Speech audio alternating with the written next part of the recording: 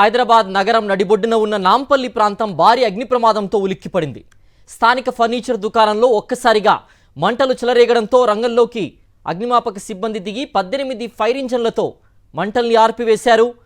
Furniture తయారీలో వాడే రసాయనాలు, ఫోమ్, కలప ఉండడంతో మంటల కారణంగా దట్టమైన పొగ పై అంతస్తులకు వ్యాపించాయి.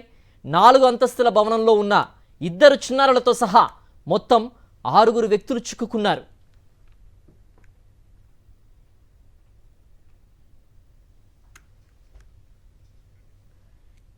గ్రౌండ్ ఫ్లోర్ నుంచి దట్టమైన పొగలు రావడంతో వారు బయటకు రాలేక పై అంతస్తుల్లోనే ఉండిపోయారు.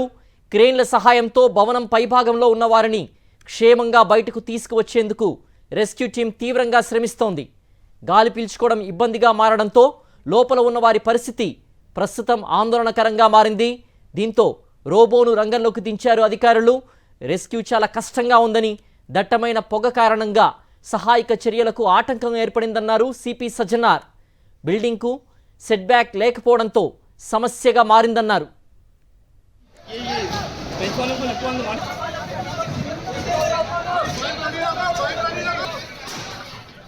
నాంపల్లి వంటి ఇరుకైన గల్లీలు, రద్దీగా ఉండే ప్రాంతాల్లో ఇలాంటి ప్రమాదాలు జరిగినప్పుడు ఫైర్ ఇంజన్లు ఘటనా స్థలానికి చేరుకోవడం సవాలుగా మారుతోంది.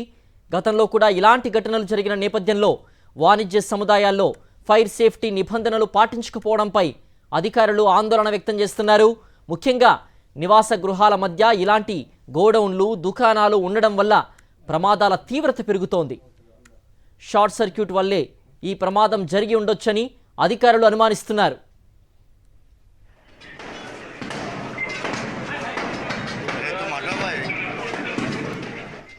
మరింత సమాచారం మా ప్రతినిధి సుష్మిత అందిస్తారు. సుష్మిత, రెస్క్యూ చాలా ఇబ్బందిగా ఉందంటూ కూడా అధికారులు చెప్తున్నారు. కొన్ని ప్రదేశాల్లో గోడలను కూడా పగలగొడుతున్న దృశ్యాలను చూస్తున్నాం. ఈ రెస్క్యూ ఆపరేషన్ ఎలా కొనసాగుతోంది, ఎప్పట్లోగా పూర్తయ్యే అవకాశం ఉంది, లోపల ఉన్న వారి పరిస్థితిపై పోలీసులు, అధికారులు ఏం చెప్తున్నారు?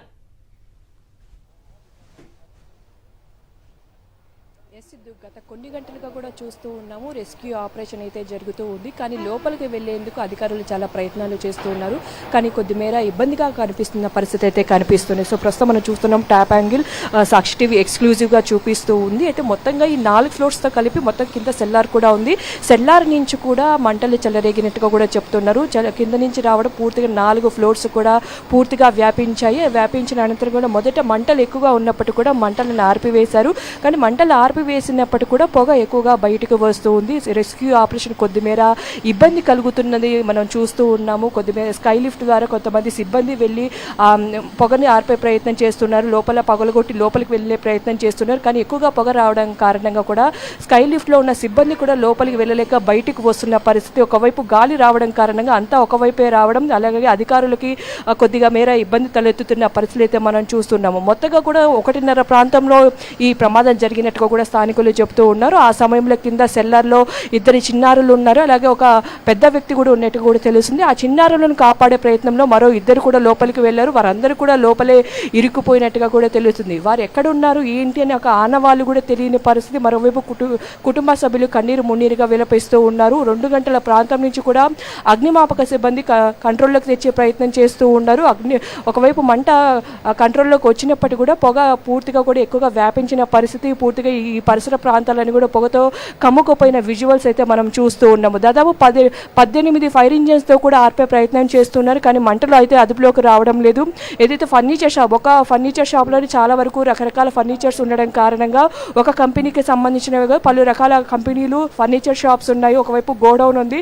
గోడౌన్ ఉండడం కారణంగానే చాలా వరకు ఇబ్బంది తలెత్తుతూ ఉంది. సెల్లార్లో ఎక్కువగా గోదాంలో కొన్ని ఫర్నిచర్స్ ఉన్నట్టు కూడా చెప్తున్నారు. ఆ ఫర్నిచర్స్ పూర్తిగా కాలిపోవడం కారణంగా లోపలికి వెళ్ళలేని పరిస్థితి కనిపిస్తుంది. మరోవైపు రోబోలో, స్కై లిఫ్ట్, అలాగే జేసీబీలతో కూడా చాలా ప్రయత్నాలు సాగిస్తూ ఉన్నారు. కానీ ఇప్పటి వరకు కూడా సిబ్బంది కానీ అధికారులు లోపలికి వెళ్ళలేని పరిస్థితి. లోపలికి వెళ్ళాలన్నా చాలా సమస్య తలెత్తుతుందని కూడా చెప్తున్నారు. ఎక్కడైతే దారులు ఉన్నాయో లోపలికి వెళ్ళే ప్రయత్నం అయితే చేస్తూ ఉన్నారు. లోపలికి వెళ్తున్నప్పటికీ కూడా చాలా వరకు లోపల పొగ ఎక్కువగా వస్తున్నట్టు కూడా కమిషనర్ తెలుపుతున్న పరిస్థితి అయితే కనిపిస్తుంది. కానీ ఈ కంట్రోల్లో రావడానికి మరికొన్ని గంటలు పట్టే సమయం అయితే పడుతున్నట్టుగా కూడా చెప్తూ ఉన్నారు. సో పూర్తిగా కూడా పొగలు ఎక్కువగా చుట్టుపక్కల పరిసర ప్రాంతాలను కూడా అలుముకున్న పరిస్థితి. ఒకవైపు స్కై లిఫ్ట్లో అధికారులు వెళ్లే ప్రయత్నం చేస్తూ ఉన్నారు. పొగ ఎక్కువ రావడం కారణంగా మళ్ళీ వెనక్కి రావడం జరుగుతుంది. మరోవైపు కింది నుంచి ఏదైతే ఫస్ట్ ఫ్లోర్లో నుంచి కూడా జేసీబీతో డిఆర్ఎఫ్ అధికారులు కింద నుంచి దానికి సంబంధించి వాటర్ చల్లి మంటలను ఆర్పే ప్రయత్నం చేస్తూ ఉన్నారు. అయితే ముగ్గురు ఉన్నట్టుగా గుర్తించినట్టు అయితే కమిషనర్ చెప్తున్నారు. అయితే వారిని తీసుకువచ్చే ప్రయత్నం జరుగుతుంది.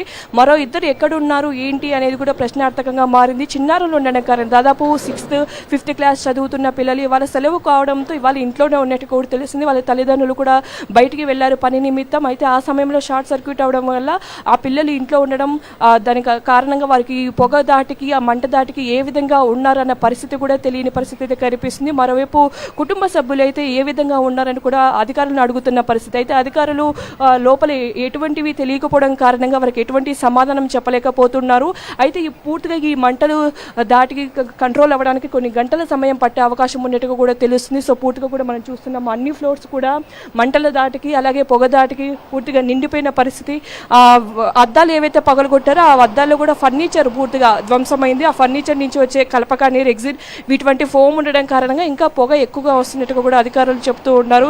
ఈ పొగ కంట్రోల్ అవ్వడానికి కొన్ని గంటల సమయం పట్టే అవకాశం ఉంది. ఆ తర్వాత లోపలికి అధికారులు వెళ్ళి మిగిలిన ఎవరైతే ఉన్నారో ఇరుక్కుపోయి ఉన్నారో వారిని బయటికి తెచ్చే అవకాశం ఉన్నట్టయితే చెప్తూ ఉన్నారు. ఒకవైపు టాప్ యాంగిల్ ఏదైతే మనం చూస్తూ ఉన్నామో ఆ పైకి వెళ్ళే ప్రయత్నాలు చేశారు. కానీ సెట్ బ్యాక్ లేకపోవడం కారణంగా చాలా ఇబ్బందులు తలెత్తుతున్నట్టుగా కూడా తెలుస్తుంది. సో పూర్తిగా కూడా కొన్ని దాదాపు 4-5 గంటల సమయం అయితే పట్టే అవకాశం ఉన్నట్టుగా కూడా తెలుస్తుంది సిద్ధు.